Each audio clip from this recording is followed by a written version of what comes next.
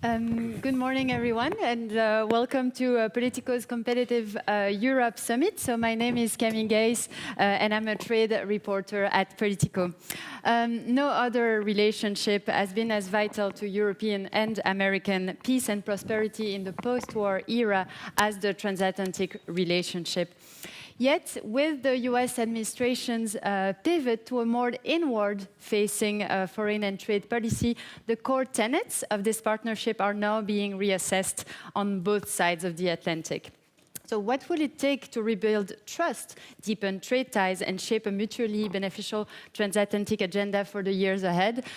So this is something that we will explore with our panelists today. So I'm going to introduce you all to Malte Lohan, the CEO of the American Chamber of Commerce to the European Union, AmCham EU. Matthias Jorgensen, the head of unit for the US and Canada and acting director for the Americas, Agriculture and Food Security at the European Commission's DG Trade. The ambassador Jovita Nelupšiene, so the EU's ambassador to Washington, is joining us shortly. Her plane has been delayed, so it is what it is. And also Matthias Jorgensen has another commitment in a few minutes, so he'll have to leave us a bit early, which gives plenty of room to hear from Malte Lohan as well. So thank you so much both for joining me today. I'd like to kick off our conversation by zooming out a little bit and speak about the so-called Turnberry system that U.S. Trade Representative Jamieson Greer, touted on the heels of the agreement that was sealed in Scotland between the EU and the United States at the end of July. So I'm sure you are familiar with his op-ed that was published in early August, where the Ambassador Greer speaks about, and I quote, a new economic order that's been solidified at Turnberry, and he's praising the imposition of tariffs as a mean to rebalance a trade deficit. So Ambassador Greer frames the Turnberry system as this new system who is going to privilege national interest and use tariff as a policy tool, moving away from this reliance on the rules-based trading system. So, Matthias, I'd like to hear from you first. How do you read this shift? And would you say that the EU is sort of ready to accept this trading order where this kind of bilateral leverage and the more frequent use of tariffs is going to play a bigger role moving forward? Thanks, Camille, and thanks for the invitation. But I think it's a good start. We do what is in our interest, and what the EU really sees as its interest is to have very strong trade relations around the world. And to nurture and protect those trade relations. And that's why we did the deal with the US. We had a situation in which we have a very, very important trade and investment relationship. We had a situation in which there was a destabilization of it. And we had the very clear messages from the people and the constituencies that we are accountable towards, the member states, the European Parliament, EU business, that they wanted to have stability and certainty back, to protect the millions in jobs, the thousands of firms who are engaged in that. So that was our interest. That's the interest we pursued towards the US, and I think we have managed to stabilize it, and we can come back to that later. At the same time, it is our clear view that trade partners around the world are looking for the kind of predictability and certainty that rules-based trade gives. And that's why we see other countries, who of course also have to deal with a US that is stepping back from its WTO commitments, are very interested in and are working for maintaining rules-based trade amongst themselves through FTAs. And for example, we, as you know, have proposed the FTAs with Mercosur and with Mexico, and Mercosur we hope very much to get done and signed and enter into force before Christmas.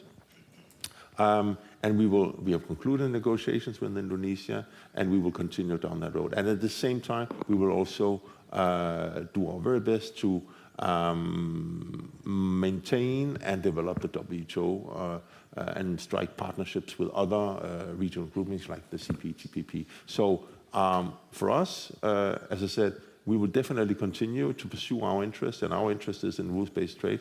We do that very, very tenaciously and very, very assertively. Yeah, and this feeds into the whole diversification agenda that Exactly. you were, and as well as the CPTPP collaboration.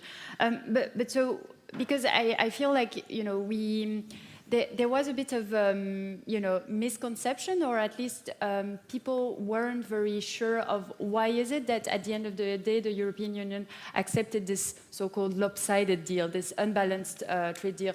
Would you say that it's indeed to make sure we would keep the Trump administration engaged when it comes to the war in Ukraine, or was it something that, like, you know, was not as part of the calculations?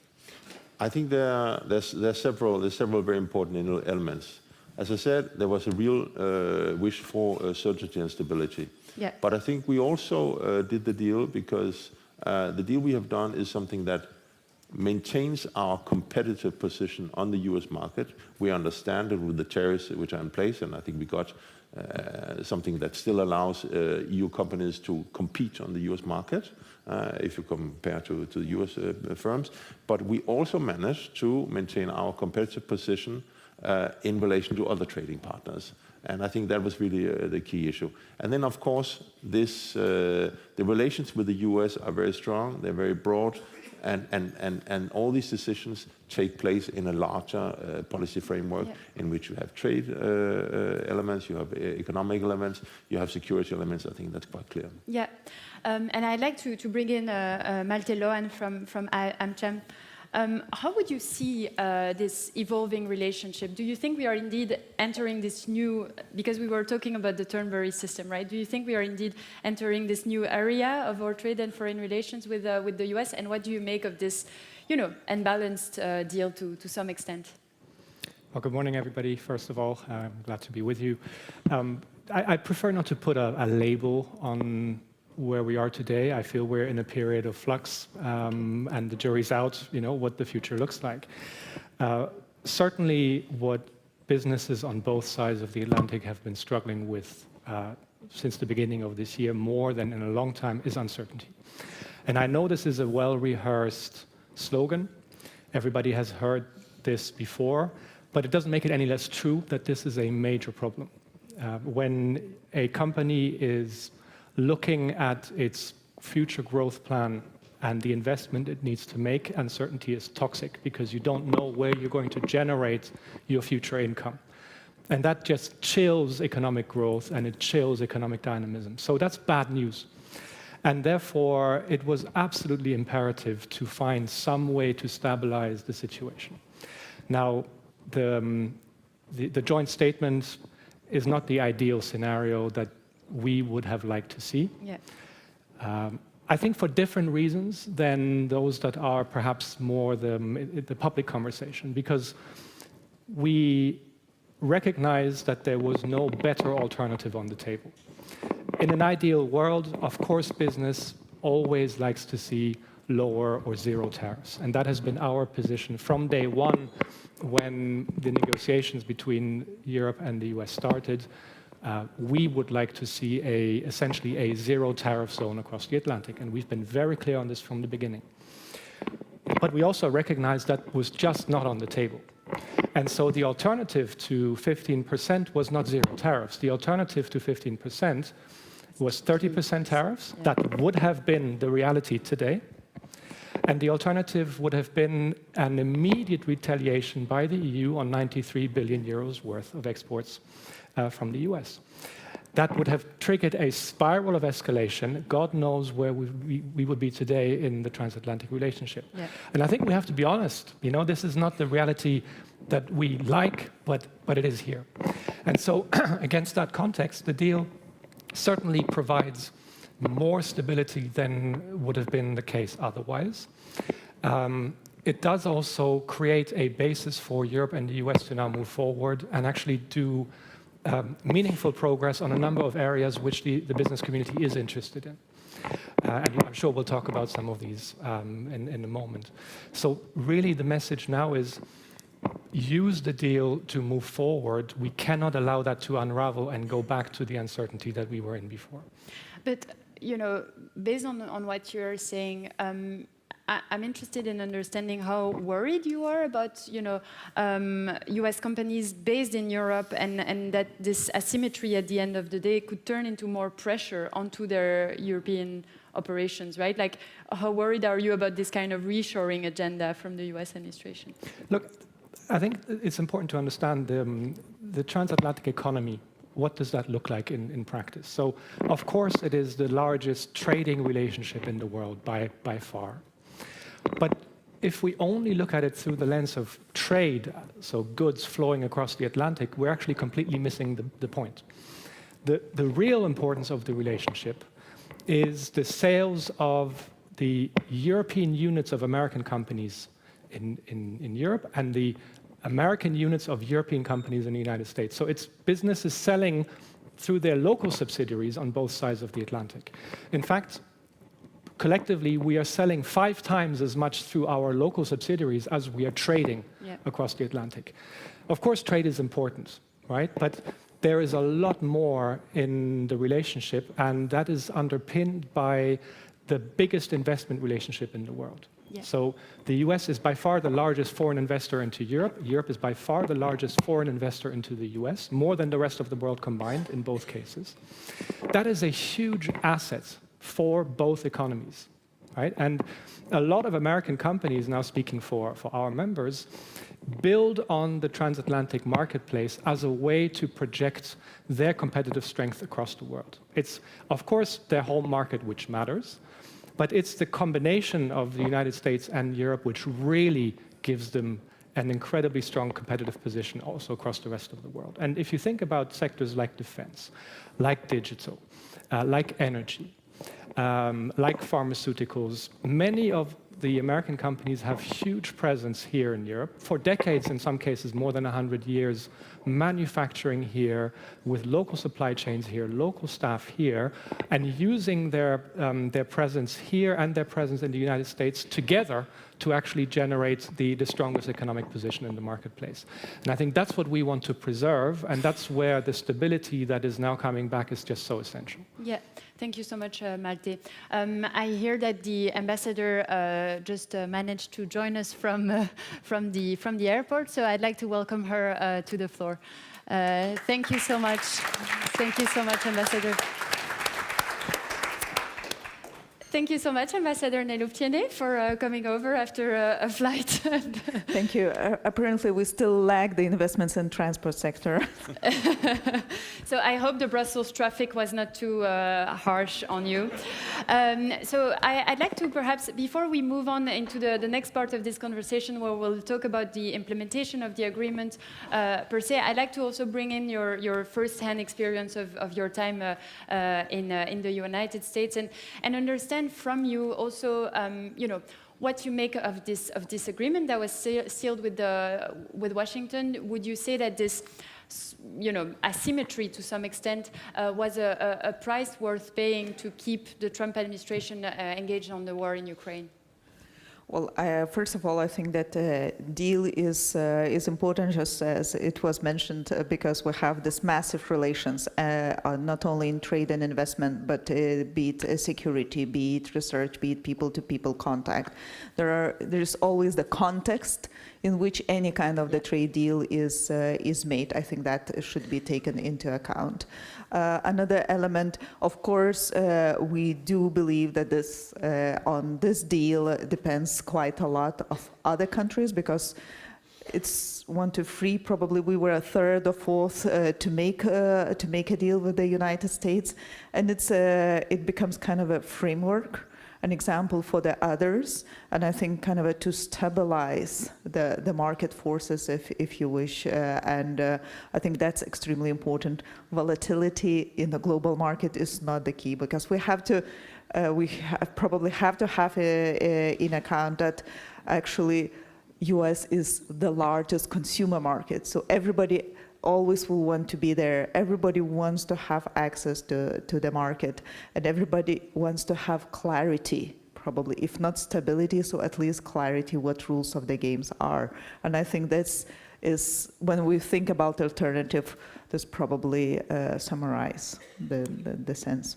Yeah. I see Matthias was nodding, hearing from the ambassador when you were talking about the broader context as well.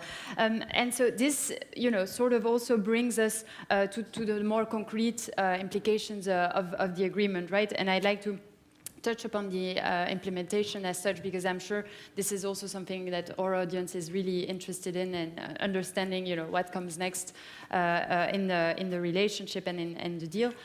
So broadly, the US is basically carrying its end of the trade deal. It's implementing tariff reductions on car, on aircraft, and parts, and it's been confirming that European pharmaceuticals won't be subjected to the 100% threat from last week. So, Matthias, I'd like to bring your insights here, and I'm sure many people in the audience will be interested in hearing how the negotiations are going when it comes to wine and spirits.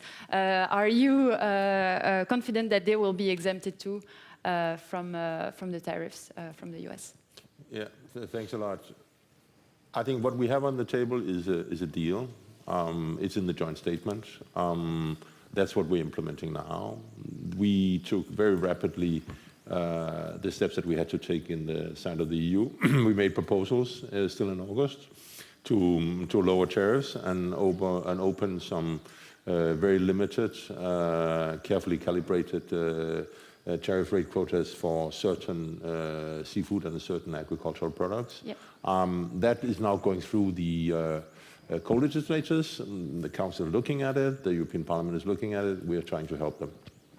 We look at the US, they have also upheld their side of the bargain until now. They have taken a number of executive orders and decisions, and there will be the retroactive application of 15% of cars, for example, and, and there are exemptions. Also, notably in the area of aircraft, generic pharmaceuticals, and certain natural products.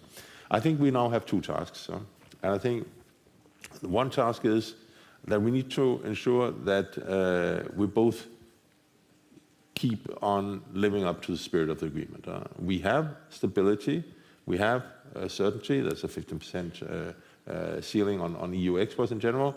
That needs to be maintained and not hollowed out. We are looking very carefully at what the US is doing. We're monitoring that very closely. And I must say, we are concerned about the steps that are taken and the possibilities which exist in the US system to expand the area of goods which contain steel and aluminum derivatives to increase tariffs.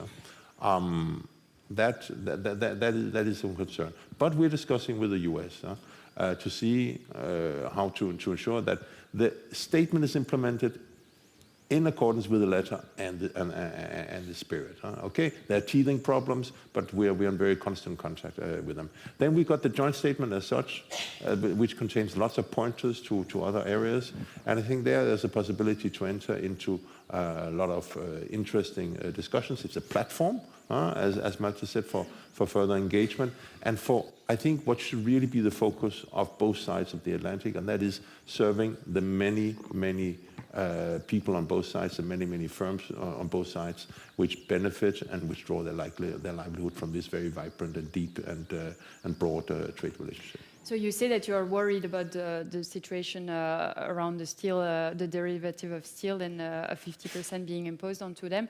How concretely do you expect a proposal coming up from the European side to really, sort of talk this through, or what are the next steps there? We believe that the US is taking some very clear commitments for a 15% ceiling. That has to be the overall rule, and that cannot be hollowed out. Yeah, okay. So then my other question is that we understand that now the European Commission is moving forward with imposing, reducing the imports of foreign steel while increasing the tariffs there. Do you think that brings us closer to, a solution on tackling overcapacity with the United States? I think this is one of the actions from the EU which will help us implement the joint statement and tackle some joint challenges. What's the situation? We have joint challenges as the EU and the US, that there's overcapacity and there's unfair practices in the production of steel. I think as a responsible economic actor, we need to take action to address that.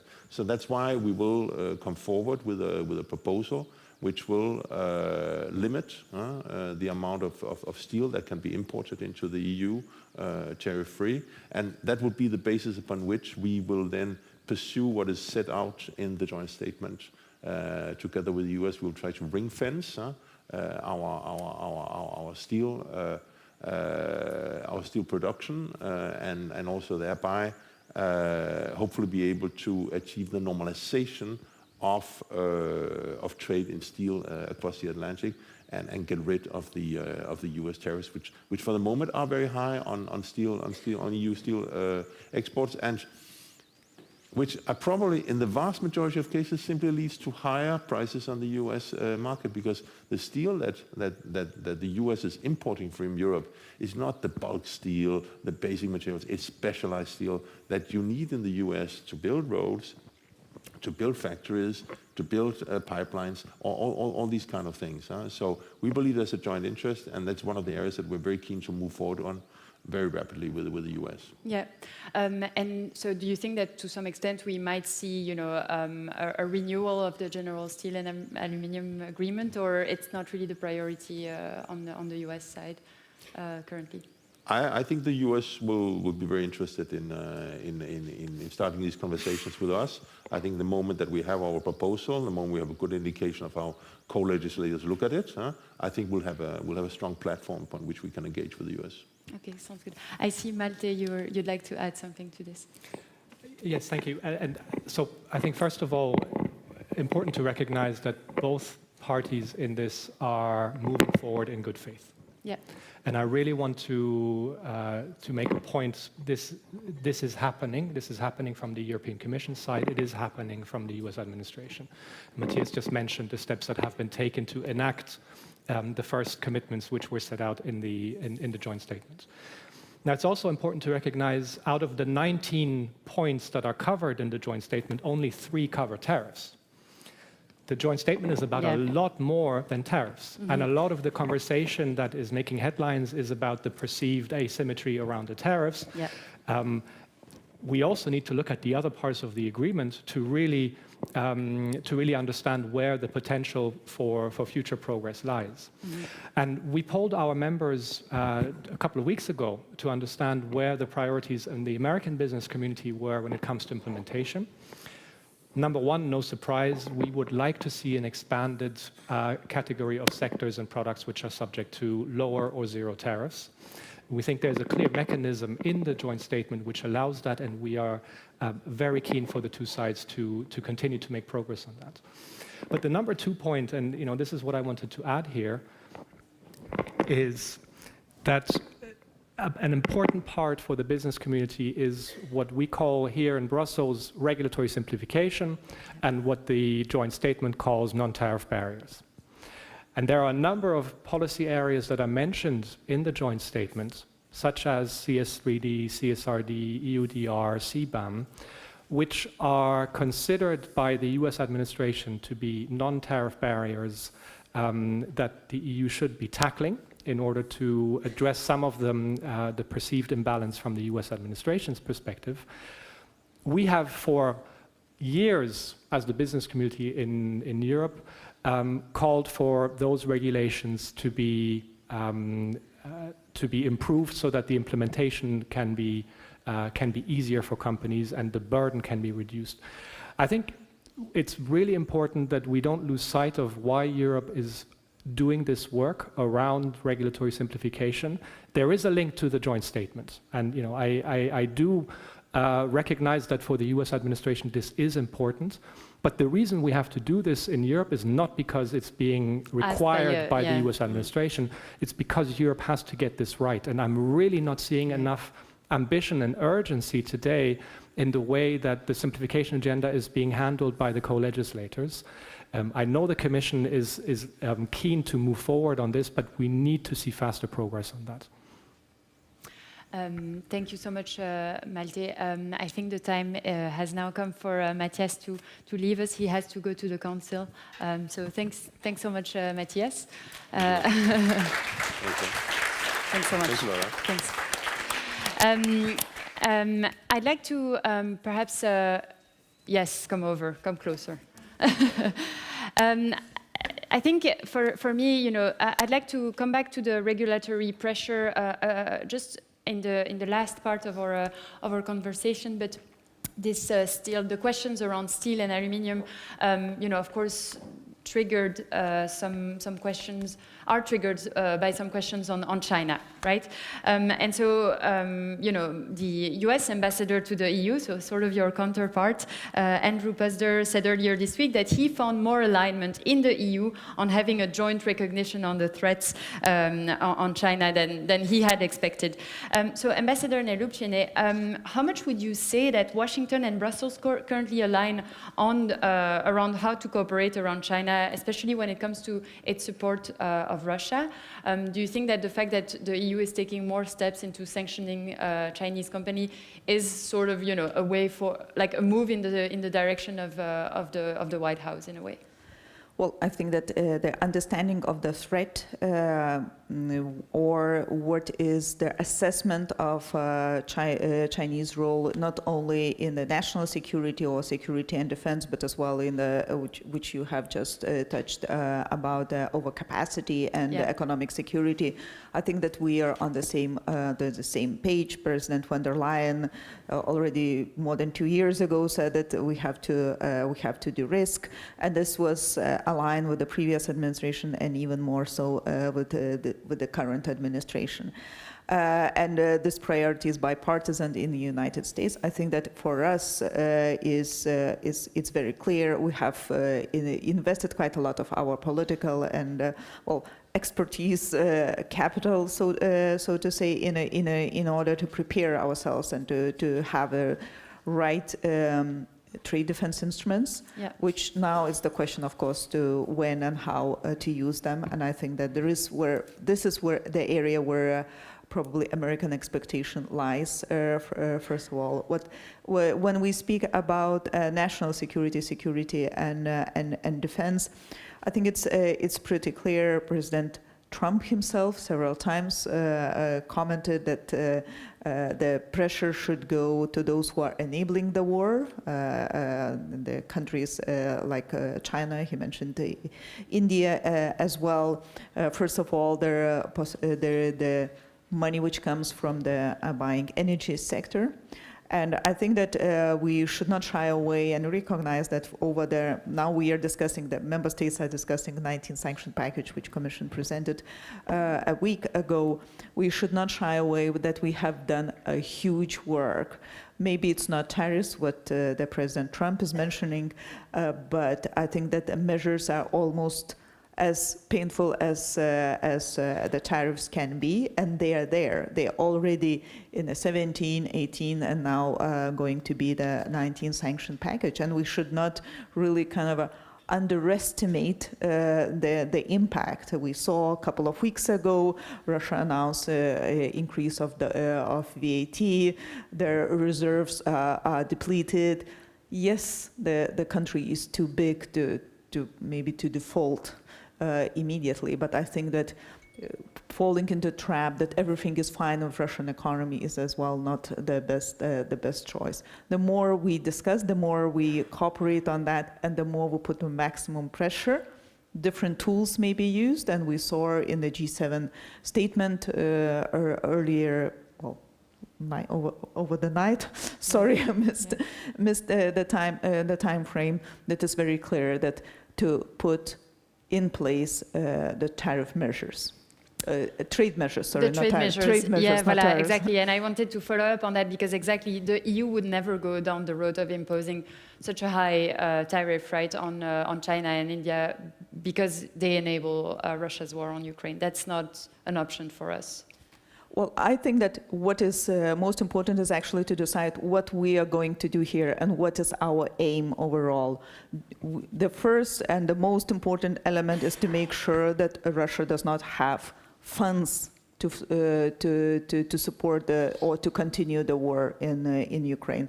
That's the main element. Then the secondary question is already what kind of measures. If one country prefers to have tariffs, well, probably that's their way to choose. We prefer to go to a different way, actually to go through the whole supply chain, not to let the transactions happen through the certain banks, which are sanctioned and will be sanctioned, not to let refineries to be involved. Second largest Indian refinery was sanctioned already in the previous sanction package.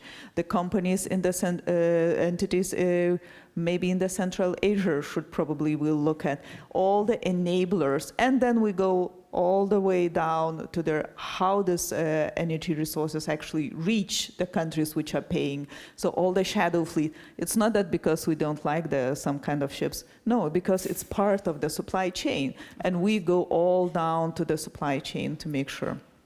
Sorry, to make sure. To make sure that that actually inflicts the cost. Exactly. And so, as you said, the 19th sanctions package is currently under negotiation. Are you hopeful we'll have a deal, within the month of October? If you had to kind of... Well, it's in the hands of the member states, and I have to be careful what I promise. That's too diplomatic an answer. I can't accept it. I hope it as well. I had a meeting and asked a very similar question. It's imminent. It's imminent.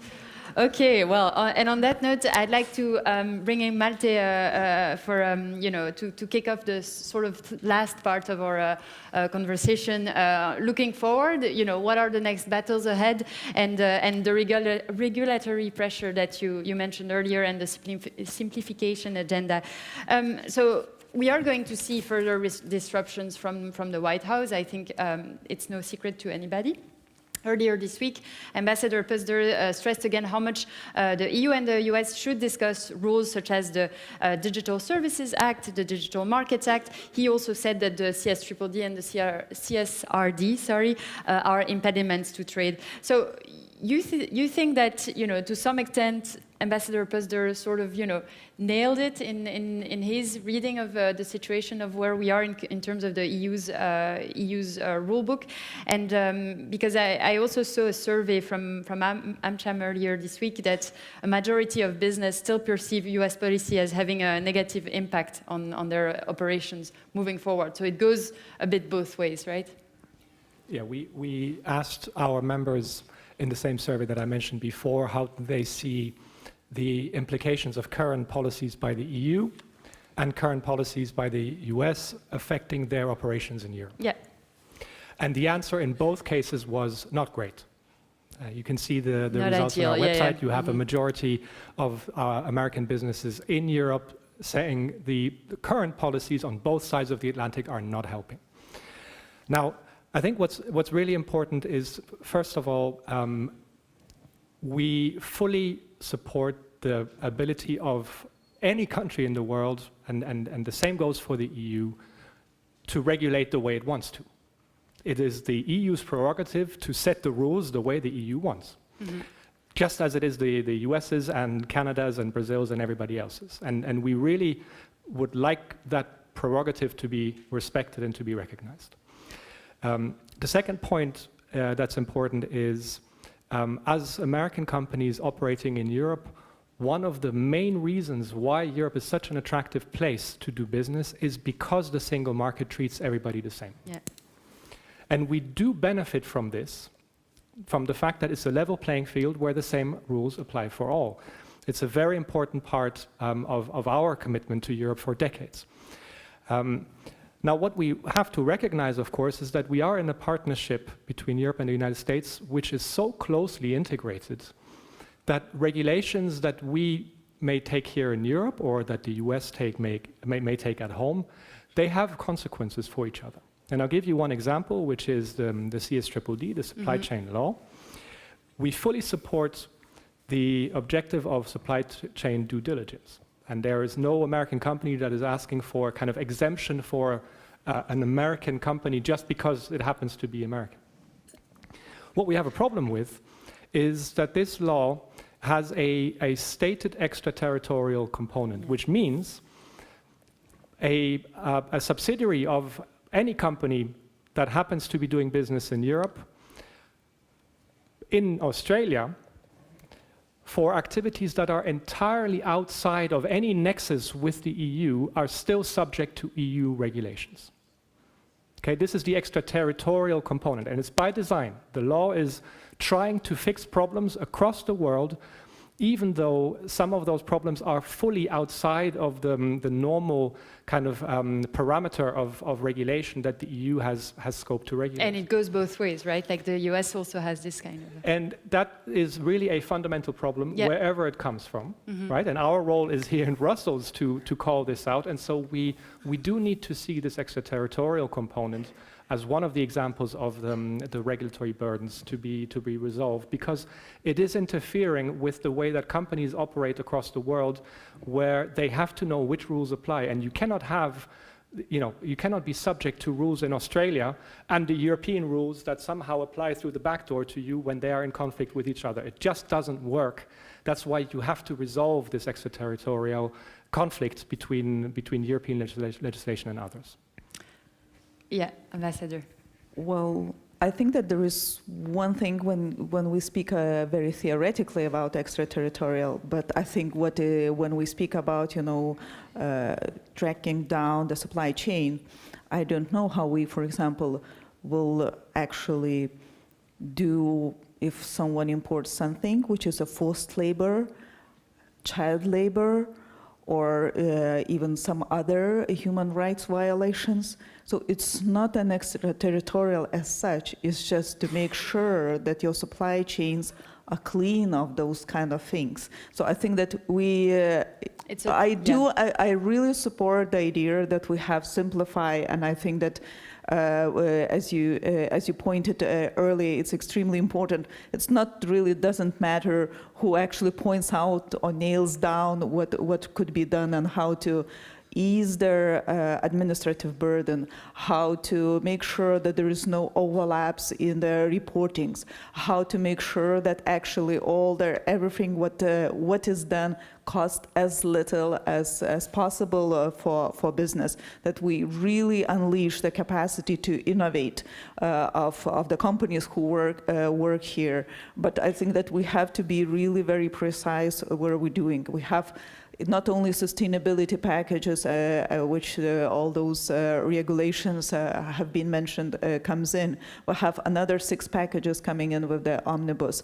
Hopefully, actually, they will move with lightning speed with some other co-legislators, because it's really needed for European business, not only for American companies here. Yeah, totally. Right of response. This is exactly the point. So the moment your supply chain is connected to the European market, EU legislation should apply. This is the point about respecting the regulatory autonomy. What I'm saying is the CSDDD is one example of legislation, and there are others where the legislation tries to apply to business practices which have no nexus at all with the EU, just because the mother company happens to have operations in Europe.